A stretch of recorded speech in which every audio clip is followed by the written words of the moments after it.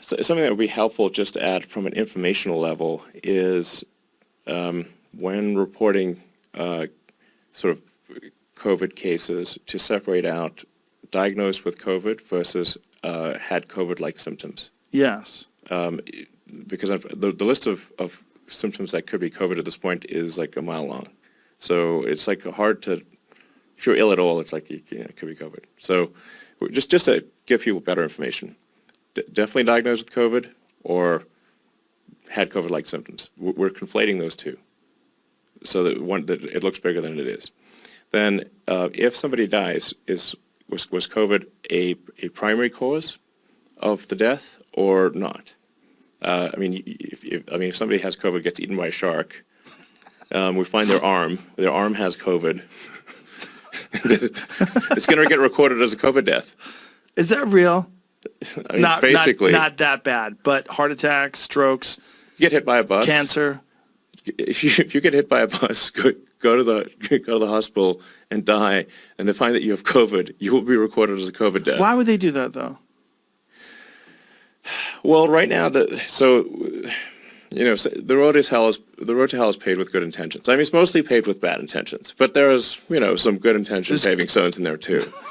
And the stimulus bill that was intended to help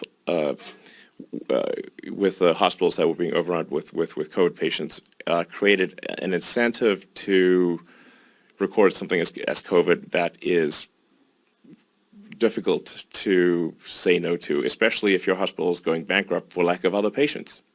So the hospitals are in a bind right now. There's a bunch of hospitals they're furloughing doctors, as you were mentioning. If your hospital's half full, it's hard to make ends meet.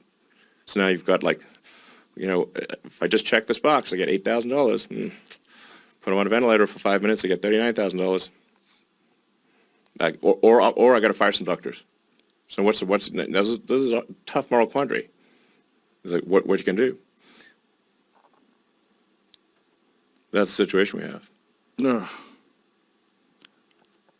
What's the way out of this? What do you think is, like, if you had the president's ear, or if people wanted to just listen to you openly, what do you think is the way out of this? So let's clear up the data. So, like I said, somebody should be recorded as COVID only if it is somebody has been tested, has received a positive COVID test, not if they simply have symptoms, one of like 100 symptoms. And then if it is a COVID death, it must be separated. Was COVID a primary reason for death, or did they also have stage 3 cancer, heart disease, emphysema, and got hit by a bus and had COVID? Yeah, I've read all this stuff about them diagnosing people as a COVID death despite other variables. This is not a question. This is what is occurring. And where are you reading this from? Where are you getting this from? The public health officials have literally said this. This is not a question mark. Right. But this is unprecedented, right? Like if someone had the flu but also had a heart attack, they would assume that person died of a heart attack. Yes. Yeah. So this is unprecedented. Is this because this is such a popular, I don't want to use that word the wrong way, but that's what I mean, a popular subject, and financial incentives? Yes. And like I said, this is not some sort of a moral indictment of sort of hospital administrators. It's just they're in a tough spot here. They actually don't have enough patients to pay everyone without furloughing doctors and firing staff, and yeah, they're potentially going bankrupt. So then they're like, okay, well, the stimulus bill says if we get all this money, if we say if it's a COVID death, I'm like, okay, they coughed before they died. In fact, they're not even diagnosed as COVID. They simply, if you had weakness, a cough, shortness of breath. Like, frankly, I'm not sure how you die without those things. Yeah. But there's so many different things that you could attribute to COVID too. There's so many symptoms. There's diarrhea, headaches, dehydration, cough. Yes, but to be clear, you don't even need to have gotten a COVID diagnosis. Right. You simply need to have had one of Yes. many symptoms and then have died for some reason, and it's COVID. So then it makes the death count look very high, and then we're then stuck in a bind because it looks like the death count's super high and not going down like it should be, and now, so then we should keep whatever, keep the shelter in place stuff there and keep people in their home, confine people to their homes. So we need to break out of this. We're stuck in a loop. Yeah. And I think the way to break out of this loop is to have clarity of information.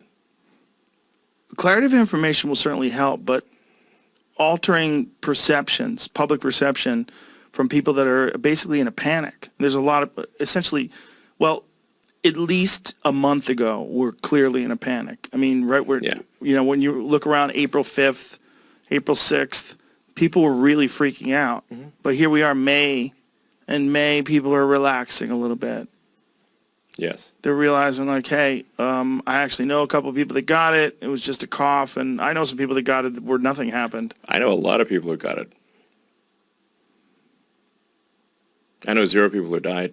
I mean, I know a lot of people who got it. Yeah, it's not what we feared. We feared something much worse. Yeah, that's correct. So the adjustment's difficult to make. So you said, first of all, we need real data. We need... Just parse out the data. Don't lump it all together. No. And then if you give people, just parse out the data better, clearer information about, like I said, was this an actual COVID diagnosis, or was it or did they get the test and the test came back positive, or do they just have some symptoms? Just parse those two out, and then parse out just if somebody died, did they die? Did they even have a COVID test, or did they just have one of many symptoms? Like how do you die without weakness? I don't know. Right. It's impossible, basically. Yeah, that's a good point. If you're going to die, you're going to have shortness of breath, weakness, and maybe you might cough a little. So was it quantified? What was it? Yeah, did that person die? Did they actually have a COVID test, and the test come back positive? And then if they died, did they die where COVID was?